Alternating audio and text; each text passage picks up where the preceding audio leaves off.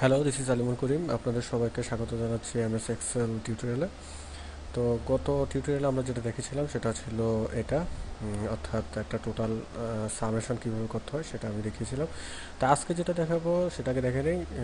আজকে আমরা যে কাজটা করব সেটা হচ্ছে যে এটা একটা চার্ট থাকবে, অর্থাৎ টোটাল ডেটার নিচে একটা চার্ট থাকবে। তো এটার একটু প্রিভিউটা দেখে নিই।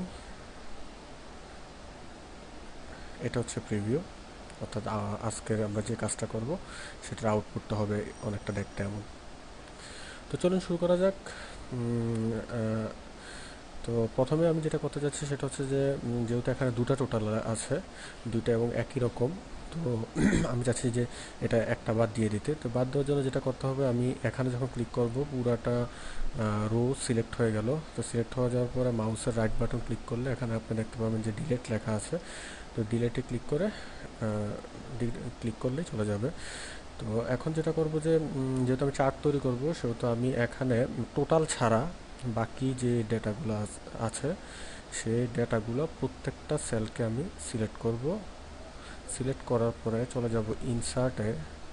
ইনসার্টে চলার পরে এখানে আপনারা দেখতে পাচ্ছেন যে অনেকগুলো চার্ট, এর মধ্যে যে কোনো একটা আপনি সিলেক্ট করতে পারেন। কিন্তু আপনি যদি চান যে না আমি সবগুলো চার্ট দেখব, তারপর সেখান থেকে সিলেক্ট করব, তাহলে আপনি এখানে চলে যান কলামে। আমি ক্লিক করার পরে আপনি নিচে যখন আসবেন, এখানে লেখা আছে দেখুন যে অল চার্ট টাইপস।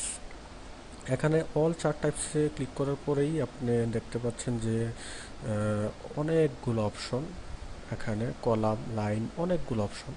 তো যে কোনো একটা আপনি সিলেক্ট করতে পারেন। তো আমি যেটা করব, আমি খুব সিম্পল একটা চুজ করি, সেটা হচ্ছে 2 ডাইমেনশনাল একটা কলাম আমি চুজ করলাম, একবার প্রথমে যেটা আছে সেটাই। তো এখানে ডাবল ক্লিক করুন। ক্লিক করার পর দেখেন যে একটা চার্ট চলে এসেছে। সেই চার্টে তিনজনের যে ভ্যালুগুলো ছিল, ডেটাগুলো ছিল, সেগুলোকে চার্টে দেখানো হচ্ছে, জানুয়ারি, ফেব্রুয়ারি, মার্চ। আর এখানে হচ্ছে যে নাম্বারিংটা আমরা করেছি, অর্থাৎ যে টাকা বা যে কোনো জিনিস হোক সেটার সেটা এখানে দেওয়া আছে। তো আর এখানে আছে যে চার্টটা।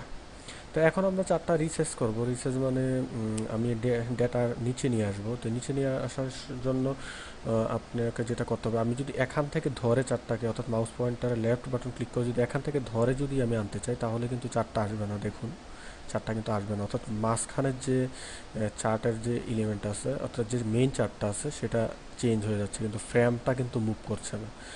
তো আচ্ছা, ফ্রেমটাকে মুভ করাতে যেটা করতে হবে যে এই সাইডে, অর্থাৎ চার্টটার বাইরে আপনাকে ক্লিক করতে হবে। লেফট বাটন ক্লিক করে আপনি নিয়ে আসুন টান দিয়ে নিচে। আশা করি বুঝতে পেরেছেন। তো এখন আমি একটু ছোটো করবো, অর্থাৎ রিসাইজ করব। রিসাইজ করার জন্য এই কোনায় যখন আনবেন তখন টান দিয়ে লেফট বাটন ক্লিক করে ছোট করে নিতে পারি। তারপরে ভিতরে যে চার্টটা আছে সেটাকে যদি ছোট করতে চাই, তাহলে মাঝখানে যখন আমি ক্লিক করব, ক্লিক করার পর দেখেন যে চারদিকে একটা বর্ডার চলে এসেছে। তো এই বর্ডারটাকে এখানে ছোট বড় করা যায়, আপনার ইচ্ছা মতো আপনি ছোট বড় করে নিতে পারেন। তো যাই হোক, দেখতে পেলেন যে চার্ট কীভাবে তৈরি করতে হয়। এখন যেটা করব সেটা হচ্ছে যে এখানে যে ডেটাগুলো আছে সেটা আসলে কি সেটা কিন্তু ডিটারমিন করা হলো না, অর্থাৎ এগুলো কি টাকা, ডলার নাকি পাউন্ড, একটা কিছু তো আমাদের বলতে হবে। তো দেখা যাক কিভাবে আমরা এখানে কারেন্সি সিম্বলটা দিব। তো কারেন্সি সিম্বলটা দেওয়ার জন্য আমাদের যেটা করতে হবে সেটা হচ্ছে যে প্রত্যেকটা সেল আমি প্রথমে সিলেক্ট করব। তো সিলেক্ট করার পরে মানে যেগুলা নাম্বারগুলো সিলেক্ট করব, সিলেক্ট করার পরে মাউসের রাইট বাটন ক্লিক করুন। ক্লিক করে আপনি দেখেন যে নিচে আছে এখানে ফরম্যাট সেলস। এখানে যখন ক্লিক করবেন তখন দেখেন যে এখানে লেখা আছে, একটা ক্যাটাগরি দেওয়া আছে। তো ক্যাটাগরির মধ্যে এখানে দেখেন যে দেওয়া আছে জেনারেল নাম্বার, 3 নম্বরে যেটা আছে, 3 নম্বরে এটা আছে, এটা হচ্ছে কারেন্সি। তো কারেন্সি যখন আপনি ক্লিক করবেন, ডাবল ক্লিক, তখন সাথে সাথে চারদিকে কারেন্সিটা চলে আসছে। কিন্তু আপনি দেখেন যে ডলার আসছে, তারপরে দশমিকের পর দুটো শূন্য আসছে। এবার আমার কথা হলো কেন ডলার আসছে সেটা আমরা দেখব। আবার আগের জায়গায় যান, অর্থাৎ সিলেক্ট করে ফরম্যাট সেলে যান। যাওয়ার পরে দেখেন যে এখানে যে সিম্বলটা দেওয়া আছে সেটা কিন্তু হচ্ছে একটা ডলার। তো আপনি চাইলে যে সিম্বলটা চেঞ্জ করতে পারেন। এখানে আপনি নিচে দেখেন যে অনেক ধরনের টাকা, পৃথিবীর প্রায় সব টাকা পয়সারই সিম্বল দেওয়া আছে এখানে, আর নামও দেওয়া আছে। তো আপনি যে কোনো একটা এখানে সিলেক্ট করতে পারেন। তো বাংলাদেশে টাকার সাইনটা সম্ভবত নেই, তো যেহেতু নেই সেহেতু আমরা ডলারই চুজ করি।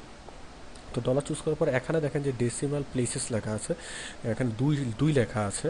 এর কারণ হচ্ছে যে এখানে দেখেন যে দশমিকের পরে দুটা শূন্য, তার মানে হচ্ছে এই দুটা এখানেই এই দুই এখানে লেখার ফলে এখানে দুটা শূন্য এসেছে। এখন যদি আমি 3 দিই 3টা আসবে।